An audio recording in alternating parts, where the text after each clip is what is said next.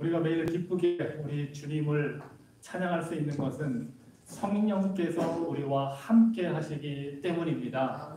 예수 그리스도께서 승천하시고 부어주신 그 성령의 충만함이 주의 몸된 교회를 가득 채우고 메우기 때문에 우리가 이 땅에 살면서 그 주님과 교제하며 교통하며 참된 기쁨으로 살아갈 수 있게 됩니다. 이 시간에 그 주님이 주시는 말씀을 우리가 듣겠습니다. 자리에서 일어나서 함께 듣겠는데요. 몸이 불편하신 분들은 그냥 앉아 계셔도 괜찮습니다. 편하게 하시기 바랍니다. 사도행전 4장 31절로 5장 11절의 말씀을 제가 읽겠습니다.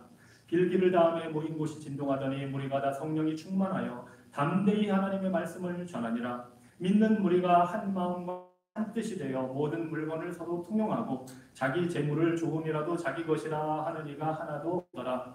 사도들이 큰 권능으로 주 예수의 부활을 증언하니 무리가 큰 은혜를 받아 그 중에 가난한 사람이 없으니 이는 밭과 집 있는 자는 팔아 그 한 것의 값을 가져다가 사도들의 발에 두매 그들이 각 사람의 필요를 따라 나누어 주니라.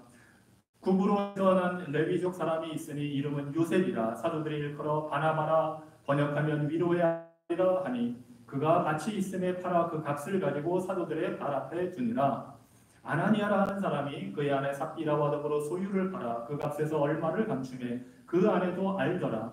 얼마만 가져다가 사도들의 발 앞에 두니 베드로가 이르되 아나니아야 어찌하여 사탄이 네 마음에 가득하여 네가 성령을 속이고 땅값 얼마를 감추었느냐. 땅이 그대로 있을 때는 네 땅이 아니며 판도 내 마음대로 할 수가 없더냐. 어찌하여 이 일을 네 마음에 두었느냐. 사람이 거짓말한 것이 아니요 하나님께로다. 아나니아가 이 말을 듣고 엎드러져 혼이 떠나니 이 일을 듣는 사람이 다 크게 두려워하더라. 젊은 사람들이 일어나 시신을 메고 나가 장사하니라. 3시간쯤 지나 그의 아내가 그 일어난 일을 알지 못하고 들어오니 베드로가 이르되 그 땅 판 값이 이것뿐이냐 내게 말하라 하니 이르되 예 이것뿐이라 하더라. 베드로가 이르되 너희가 어찌 함께 꾀하여 주의 영을 시험하려 하느냐. 보라 네 남편을 장사하고 오는 사람들의 발이 문 앞에 이르렀으니 또 너를 메어 내가리라 하니 곧 그가 베드로의 발 앞에 엎드러져 혼이 떠나는지라. 젊은 사람들이 들어와 죽은 것을 보고 메어다가 그의 남편 곁에 장사하니 온 교회와 이 일을 듣는 사람들이 다 크게 두려워하니라. 아멘.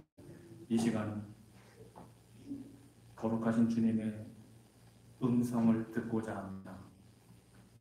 전하는 자의 입술의 말과 듣는 자 마음의 생각이 주님께 연락되기를, 주님께서 기뻐 받으시는 순간 되기를 원하오니 자비 베풀어 주시옵소서. 예수 그리스도 이름으로 기도합니다. 아멘. 자리에 앉으시기 바랍니다. 좀 두려운 말씀입니다. 성령으로 충만한 교회에서 일어난 사건입니다. 대부분 성령 충만하고 하나님의 살아있는 역사가 나타나면 다 같이 행복하고 기쁘고 즐겁고 좋은 일만 우리는 기대하지만 오늘 말씀을 보면 우리 사람들의 생각과 하나님의 뜻이 다를 수 있다는 것을 또 보게 됩니다. 사실 오늘 말씀은 사도행전 1장의 오순절 성령의 부어주심을 통해서 주께서 세우신 교회에 하나님의 말씀이 증거되고 역사가 나타나는 그 모든 역사적인 사건 속에 일어난 일입니다. 사실 이 앞의 장면을 보면 교회가 담대하게 박해 속에서도 복음을 증거한 사실을 볼 수가 있습니다. 그 박해를 받으면서 또 교회는 담대하게 기도하고 있습니다. 하나님의 뜻이 이루어지기를, 성령으로 충만케 되어서 하나님의 교회가 하나님의 뜻대로 복음 증거하는 역사가 나타나기를 간구하는 담대한 기도를 드린 모습을 우리가 볼 수 있습니다. 그리고 그러한 기도의 결과가 오늘 바로 우리가 읽은 사도행전 4장 31절에 나옵니다. 빌기를 다하며 담대한 간구를 다하며 모인 곳이 진동하더니 무리가 다 성령이 충만하여 담대히 하나님의 말씀을 전했다 합니다. 즉 초대교회는 담대하게 간구하고 담대하게 복음을 전함으로써 그 복음으로 변화된 삶이 나타나는 것을 다시 이 4장 5장에 걸쳐서 보여주고 있습니다. 이러한 모습이 이미 2장에서 우리에게 보여주신 초대교회의 모습입니다. 성령으로 충만해서 가르침에 전념하고 기도에 전념하고 성도의 필요를 채워주며 함께 교제하고 식사하며 성찬에 참여하여 하나님을 찬미하는 것, 이것이 바로 초대교회의 아름다운 모습이었습니다. 오늘은 그러한 아름다운 모습 중에 복음으로 변화된 삶이 어떠한 모습인가를 보여주고 있습니다.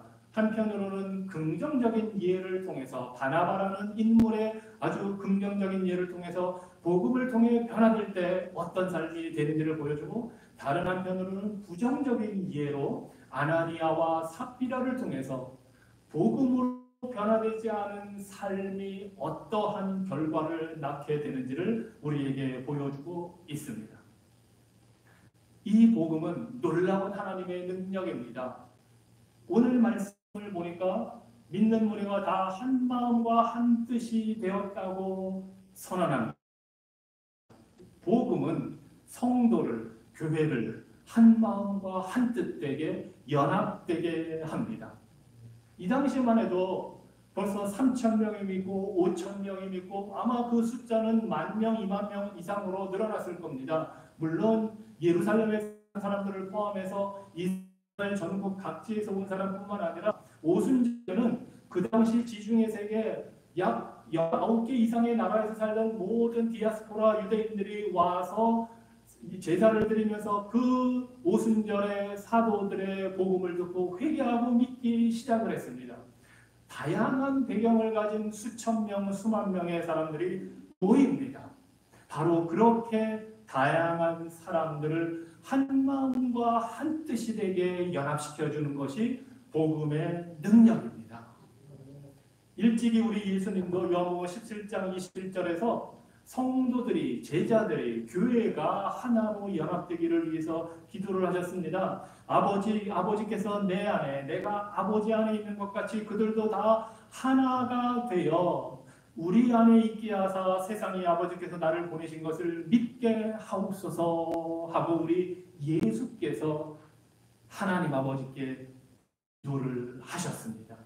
그 기도대로 지금 이루어지고 있는 것입니다. 예수님의 기도는 반드시 다 되면 응답이 됩니다. 예수님께서 이렇게 하나되게 기도하시고 그것을 위해 성령을 부어주셨기 때문에 초대교회는 한마음 한뜻으로 연합이 되고 있습니다.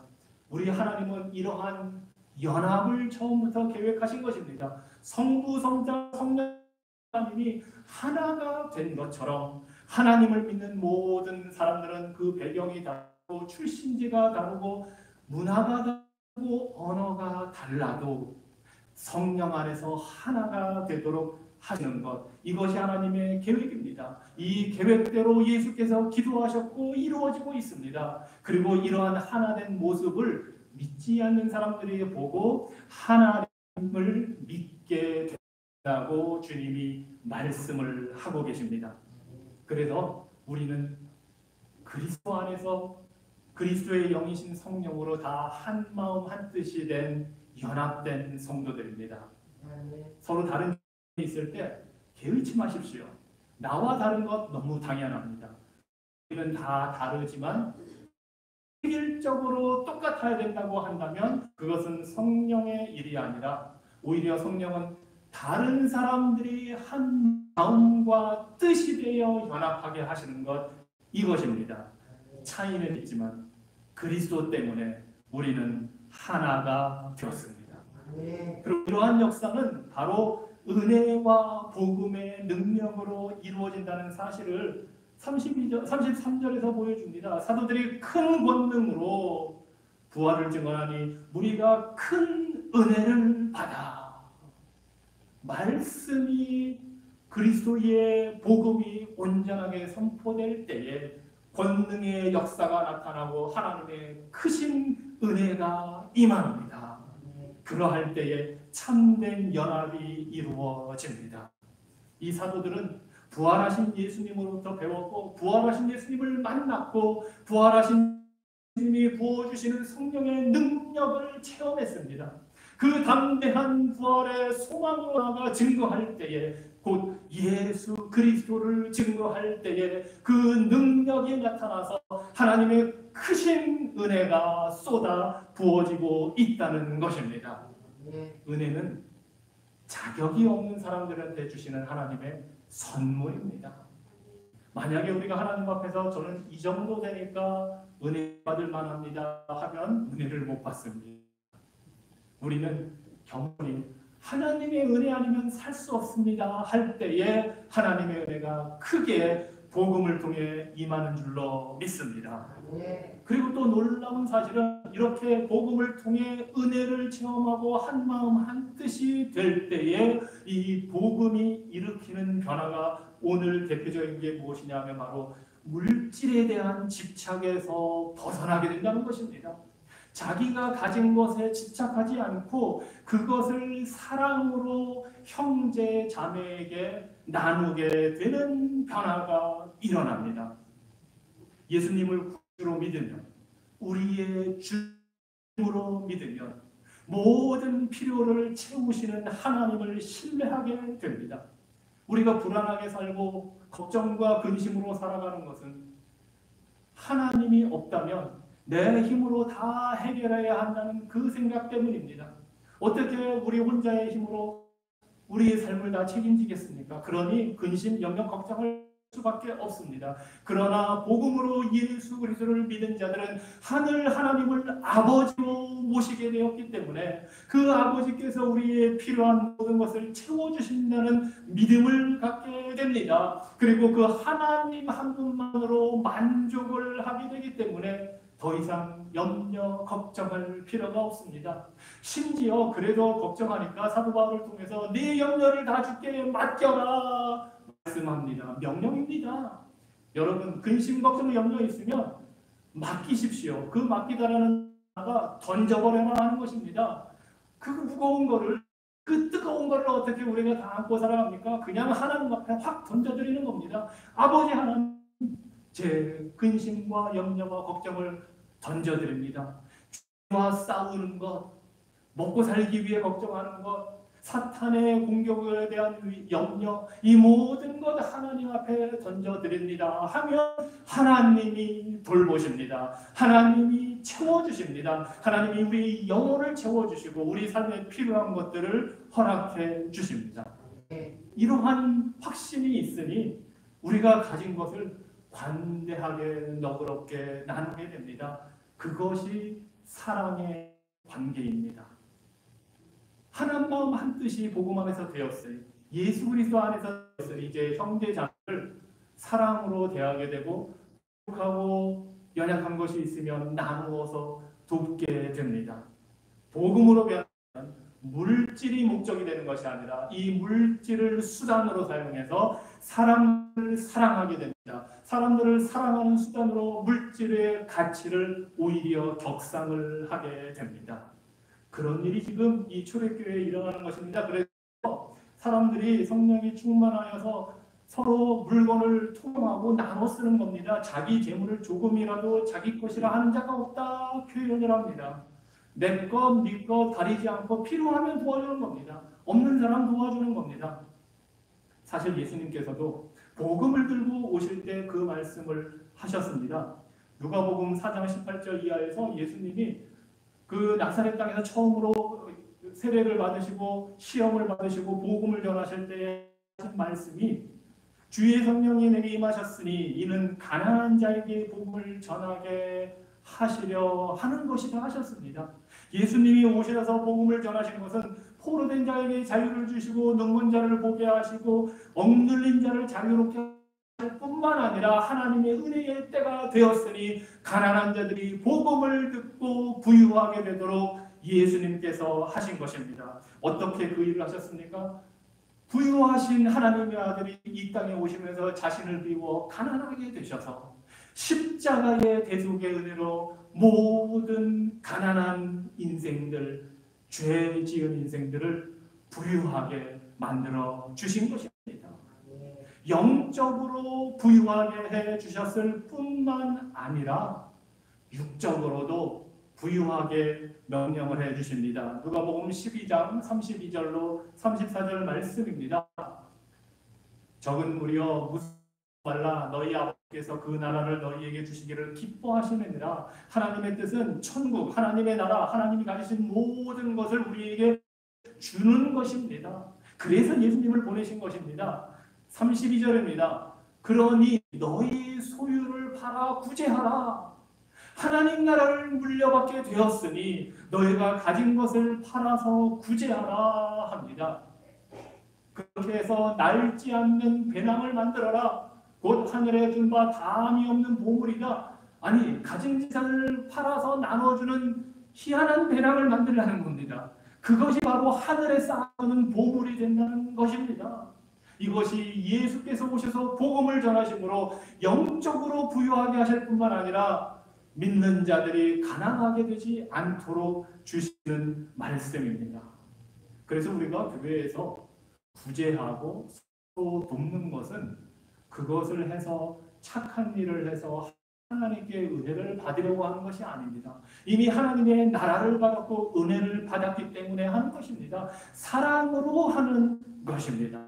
주님의 말씀을 듣고 기쁨으로 하는 것입니다. 그렇게 할 때에 오히려 이 세상에서 우리가 나누면 줄어들 것 같지만 천국에는 보물이 가득 쌓이게 된다는 것을 말씀하십니다. 그런데 이것이 신약에서만 이렇게 말씀하시는 게 아닙니다. 사실은 구약에서도 이미 하나님께서 이스라엘 백성들을 애굽에서 건져내셨을 때에 이렇게 말씀하셨습니다. 신명기 15장 4절 말씀입니다. 신명기 15장 4절 말씀.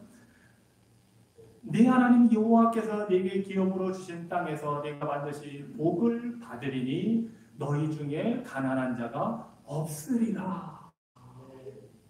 놀라운 말씀입니다. 하나님께서 아브라함에게 약속하신 그 약속의 땅 가나안, 하나님께서 이스라엘 백성들을 출애굽시켜서 인도하시는 그 가나안 땅으로 하나님께서 들이실 때에 네가 여호와의 말씀만 믿고 듣고 그 명령을 다 지켜 행하면 네 하나님 여호와께서 너의 복을 주실 것이다. 네가 반드시 복을 받을 것이다. 그러니 너희 중에 가난한 자가 없을 것이다. 말씀하시는 것입니다. 이것이 하나님의 뜻입니다. 모든 하나님의 택한 백성들이 영적으로 구원받아 부유해지고 가난한 자가 없게 하는 것. 그래서 이 말씀을 신명기 15장 4절에서 주시고 10절에서 이렇게 말씀을 하십니다. 네 땅 안에 네 형제 중에 곤란한 자와 궁핍한 자에게 네 손을 펼치니라. 가서 어려운 사람, 가난한 사람 생기면 도와주라는 겁니다. 나누라는 겁니다. 이것이 구약에서부터 제정하신 하나님의 뜻이다. 그리고 신약에 와서 성령이 임하니까 사람들이 한마음이 되어 이런 일을 자발적으로 기뻐하며 하고 있습니다. 심지어 구약시대에는 이 말씀을 주셨는데도 가난한 자들이 많았습니다. 원래 7년마다 지나면 또 희년이 되는 49년, 50년째에는 노예도 풀어주고 저당 잡힌 물건, 부동산도 다 돌려줘야 되는데 이스라엘 백성들이 욕심이 생기다 보니까 그런 일을 제대로 안 하는 겁니다. 그 결과 나중에 심판받아 포로로 잡혀가게 됩니다. 물론 우상숭배 때문에 우상숭배하다 보면 개인적인 도덕성이 떨어지고요. 사회적으로 불의가 생기는데 그런 불의 중에 하나가 바로 희년을 안 지키는 겁니다. 안식년을 안 지키는 주지를 않는 겁니다. 그러다 보니 심판을 받고 포로로 잡혀갔는데 이제는 예수 그리스도께서 오셔서 약속하신 성령을 부어주니까 성도들이 한마음 한뜻으로 서로의 필요를 채워주기 위해서 자기 것을 갖다가 바치고 그것을 팔아서 재산을 팔아서 서로 나누어 주는 일을 합니다. 복음으로 변화되면 이러한 역사가 일어납니다. 그 결과 그들 중에 가난한 사람이 없다 하고 34절에 말씀을 합니다. 구약에서부터 계획하신 하나님의 뜻이 이루어지고 있는 것입니다. 어떤 사람들은 이 장면을 보고 공산주의를 생각을 했습니다. 사실 우리가 잘 아는 막스와 레닌의 공산주의 이전에 프랑스에서부터 그 공상적 공산주의라고 해서 유토피아적으로 굉장히 아름답게 생각해서 이렇게 나누다 보면 되겠지 생각한 사람들이 있습니다. 생시몽이라든가. 그런데 그 사람들의 그 희망은 간단하게 끝나고 이제는 혁명을 통해 폭력으로 모든 것을 나누겠다는 공산주의자들이 생겼고 그들은 이런 말씀을 잘 인용을 하기도 합니다. 그것에 동조하는 사람들이 봐라. 성경에도 보면 이런 공산주의가 사장에 나오지 않느냐. 서로 물건 다 나누지 않냐 합니다. 그런데 물론 그들이 생각하는 공산주의와 이 성경에서 행하는 이 나눔, 사랑의 나눔은 다릅니다. 공산주의는 기본적으로 남의 것을 뺏어서 나눠주자는 겁니다.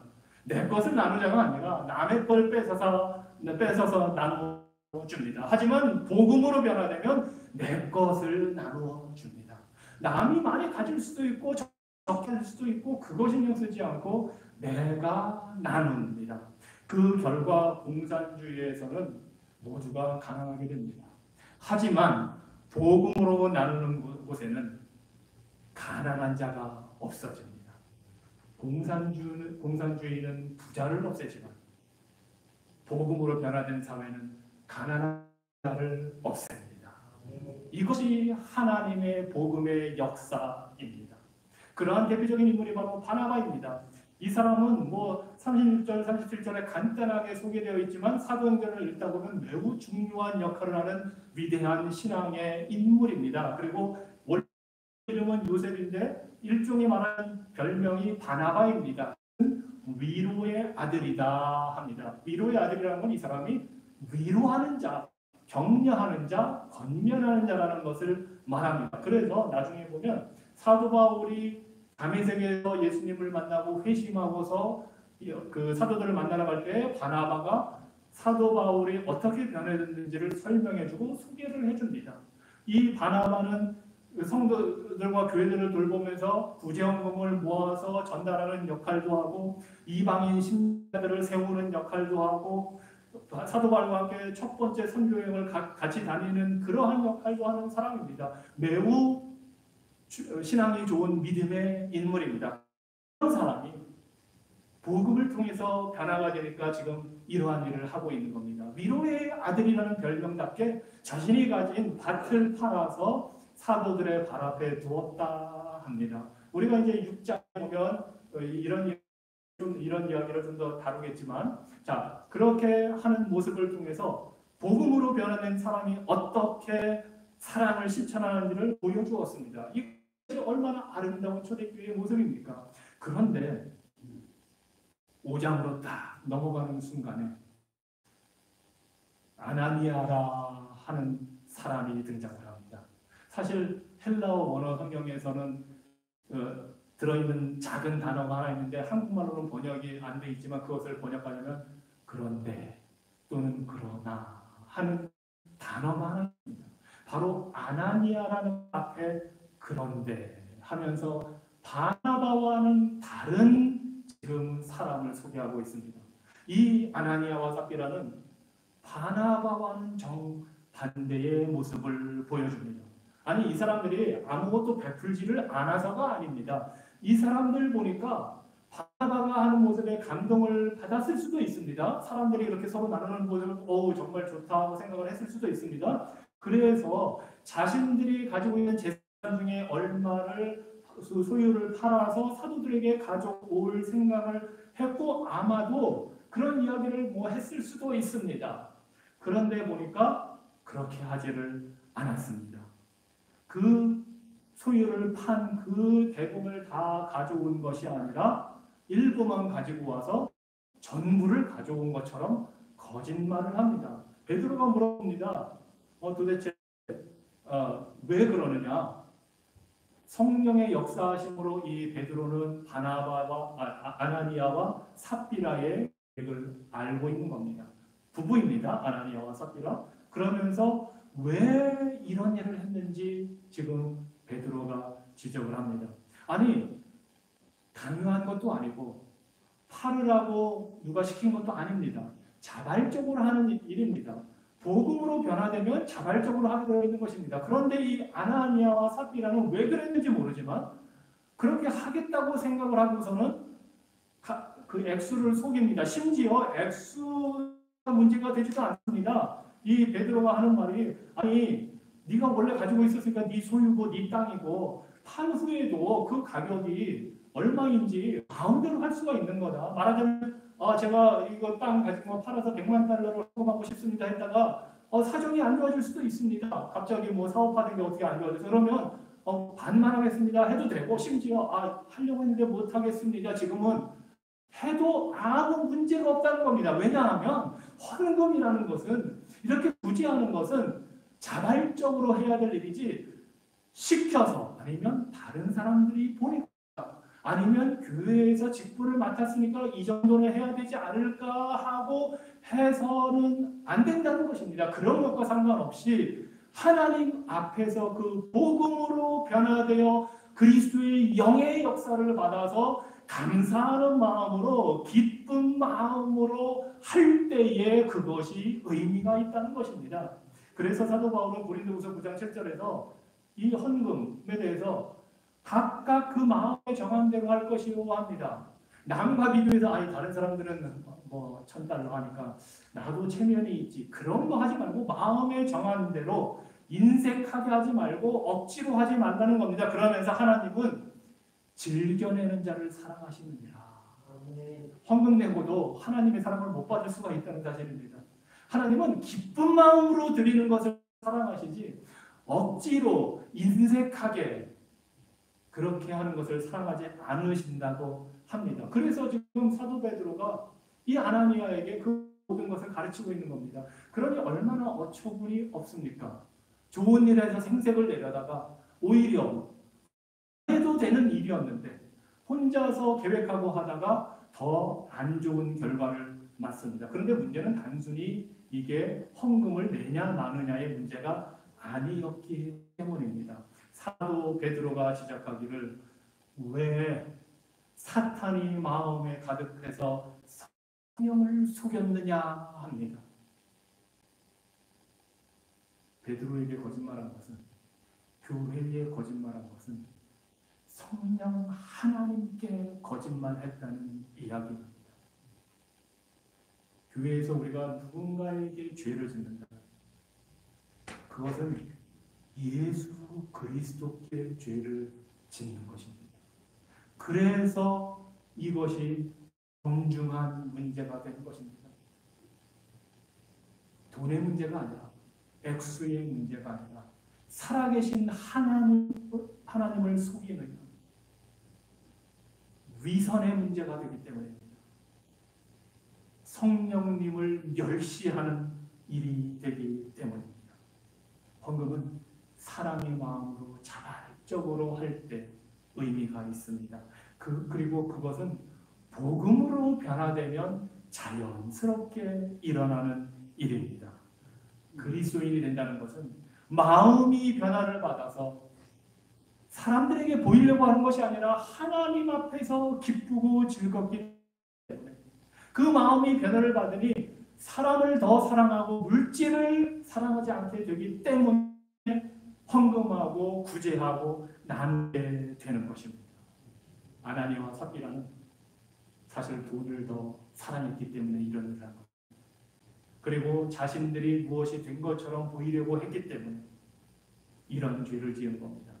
그래서 거짓말을 했고 그것이 성령 하나님을 근심하게 하는 속임수가 되었고 결국 성령을 욕되게 하는 죄를 지었습니다.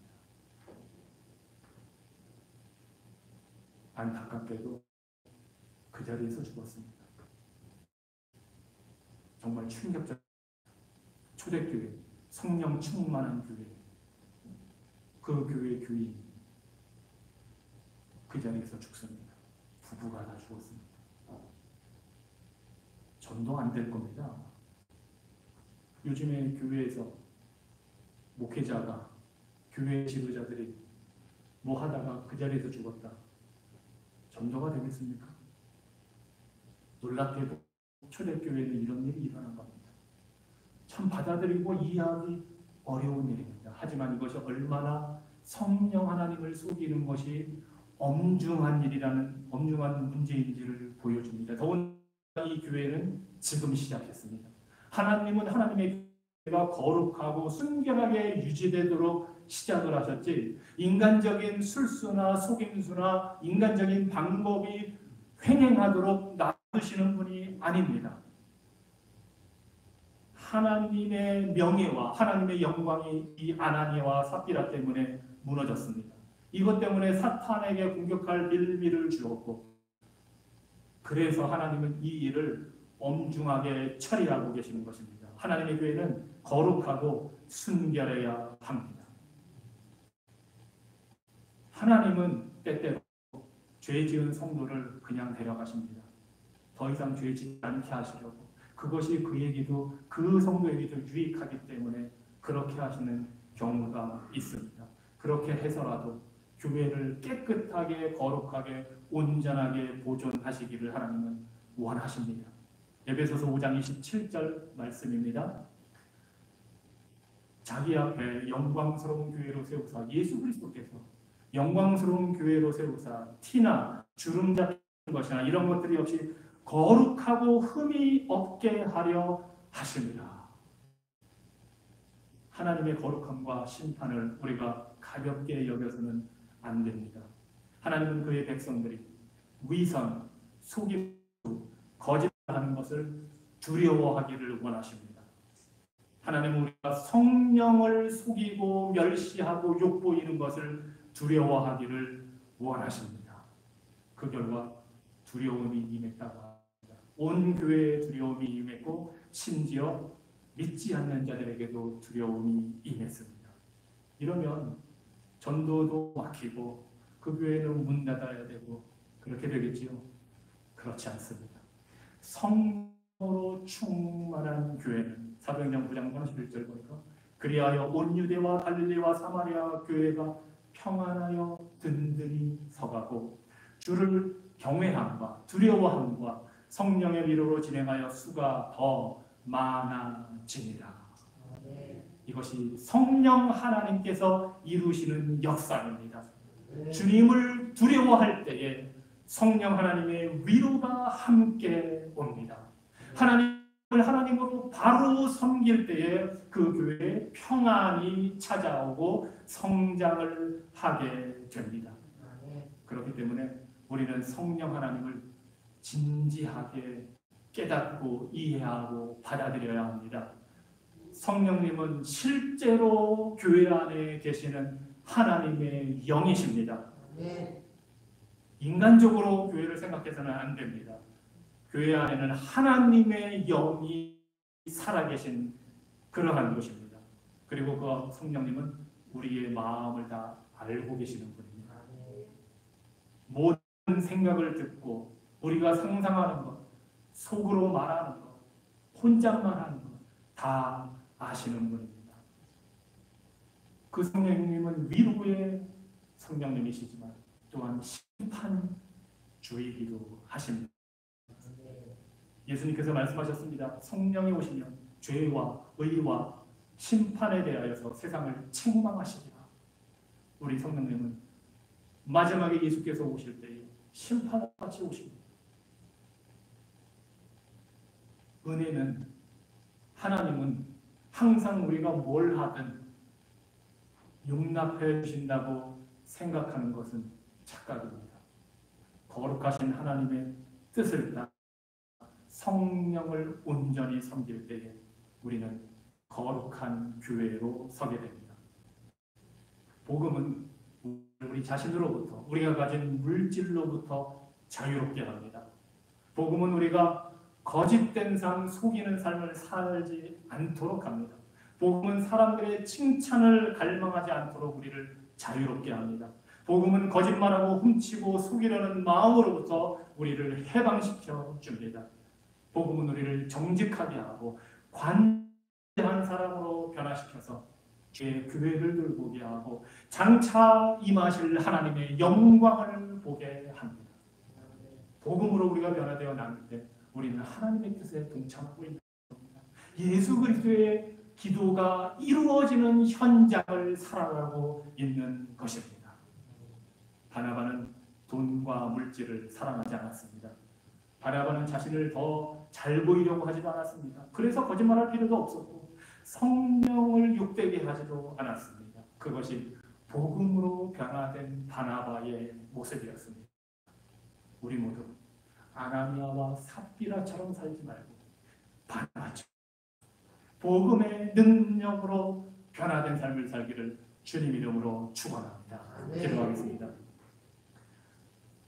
성령 하나님, 주의 교회를 세우시고 임하셔서 담대하게 하시고 복음을 증거하고 하나님의 나라를 이루어 가시는 그 놀라운 역사를 이 땅 가운데서 지금까지 이루고 계시니 주님을 찬양합니다. 주님, 인간적으로 아나니아와 삽비라처럼 신앙생활하는 자들이 아니라 바나바처럼 복음으로 변화된 삶을 살기를 원합니다.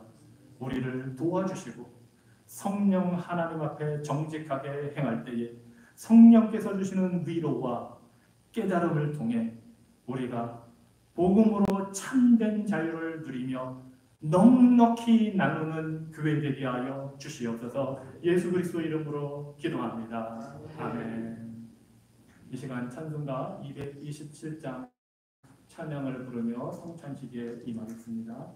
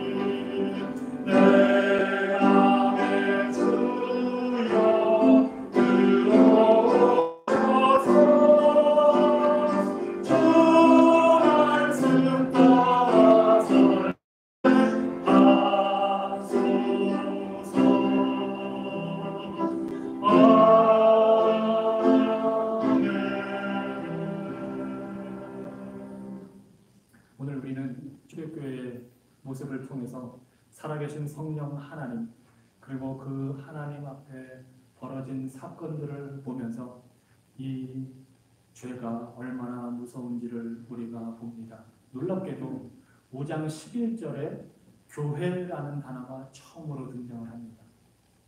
이 교회라는 단어를 통해서 하나님이 세우신 교회의 모습이 어떠해야 하는지, 바로 하나님이 미워하시는 위선을 버리고 거룩함을 추구할 것을 우리 교회에 알려주고 계시는 것입니다. 그 하나님과 정직하게 관계를 가질 때에 성도들과도 가정에서도 이웃에서도 정직하고 투명한 관계를 갖게 됩니다. 죄는 심각한 문제입니다. 교회는 거룩해야 합니다. 그래서 사도 바울도 고린도전서 11장에서 성찬의 말씀을 주시고 성찬에 참여하라고 하면서 본인들을 살필 것을 권면하고 있습니다. 판단받지 않도록 본인들을 살피고 회개하고 성찬에 참여하려고 하라고 합니다. 초대교회에서 이 사건이 있은 날 성도들은 또 모여서 식사를 나누고 성찬을 거행했습니다. 아마 그 사건을 기억하면서 자신들의 모습을 돌아보았을 것입니다. 성찬식에 참여하면서 초대교회 성도들도 하나님이 원하시는 참된 제사가 무엇인지를 생각을 해 보았을 것입니다. 우리가 진실하지 못하다면 과장하고 거짓으로 속이고 우리의 영적인 상태나 우리의 모습을 잘 보이려고만 한다면 우리는 죄인입니다. 알게 모르게 우리의 생각, 행동으로 그런 모습이 나타나면 우리는 하나님 앞에 합당치 못한 자들입니다. 그런데 놀랍게도 하나님께서 은혜의 기회를 주십니다. 회개하는 자들을 하나님은 받아주신다고 하십니다. 그래서 초대교회 성도들은 그 사건을 겪으면서 주님의 성찬에 겸손히 참여했습니다. 우리들도 그렇습니다. 우리들도 성찬에 참여합니다. 우리는 부족하고 죄인입니다. 하지만 이 성찬식은 죄를 회개하는 죄인들을 향하여 오라고 하십니다. 그래서 누구든지 예수님을 구주로 고백하고 세례를 받고 회개하신 우리 모든 성도님들은 이 성찬식에 참여할 수 있습니다. 기도하겠습니다. 주님, 하루 사이에 일어난 그 엄청난 일들을 보며 우리가 초대교회에서 행했던 성찬식을 기억합니다. 그리스도의 살과 피를 먹고 마실 때에 우리의 죄를 위해 십자가 지신 예수님의 죽음을 우리가 기억하고 바라봅니다. 원하옵기는 그 대속의 은혜를 우리가 떡을 받고 잔을 받을 때 우리의 영혼이 누리게 하여 주시옵소서. 부활의 소망을 갖게 하여 주시옵소서. 이 시간 우리의 마음과 생각과 자세와 태도를 주장하셔서 떡과 잔을 받기에 합당하게 하여 주시고 죄인들을 불러주시는 그 자리에 우리가 겸손히 나아가게 하여 주시옵소서. 예수 그리스도 이름으로 기도합니다. 아멘.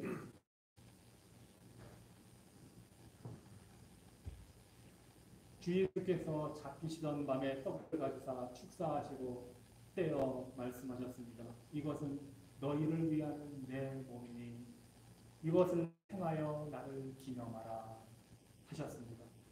또 식후에 잔을 가지시고 말씀하셨습니다. 이 잔은 내 피로 세운 새 언약이니 이것을 행하여 마실 때마다 나를 기념하라 하셨습니다. 그래서 이 시간 우리가 떡과 잔을 받아 함께 먹고 마시겠습니다. 떡과 잔을 받으시면 들고 계시고 묵상하면서 계시다가 다 같이 먹고 마시도록 하겠습니다.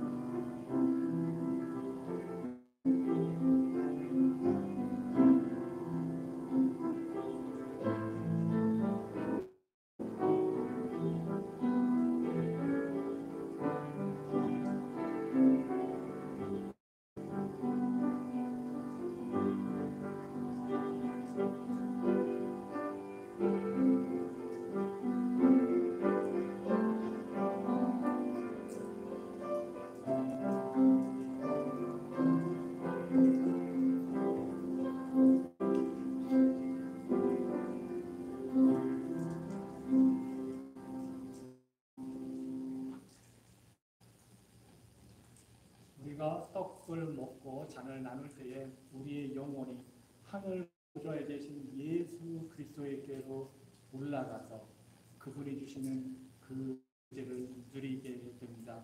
이 시간 함께 떡을 먹겠습니다. 그리스도의 몸입니다.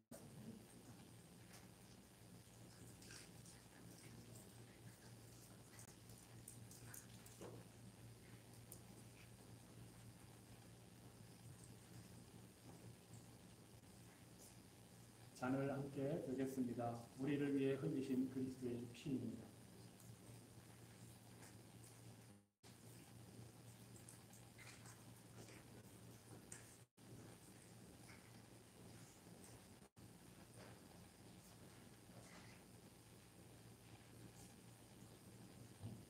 기도하겠습니다. 어떠한 죄를 지었든지 예수 그리스도의 보혈의 능력은 그 모든 죄보다 더 크십니다. 우리가 어떤 잘못인지 우리를 구원하는 하나님의 은혜는 그 모든 잘못보다 더 크십니다. 우리가 얼마나 부족하든지 우리를 변화시키는 복음의 능력은 그 모든 부족함보다 크고 넓습니다. 그 은혜로 인하여 우리가 살과 피를 취하였고 그 은혜로 인하여 우리가 온전케 되었습니다. 주님, 우리를 변화시켜 주시는 은혜와 복음의 능력이 우리의 삶을 지배하게 하여 주시옵소서. 예수 그리스도 이름으로 기도합니다. 아멘. 우리 다 같이 자리에서 일어나셔서 찬송가 215장 함께 찬양하겠습니다.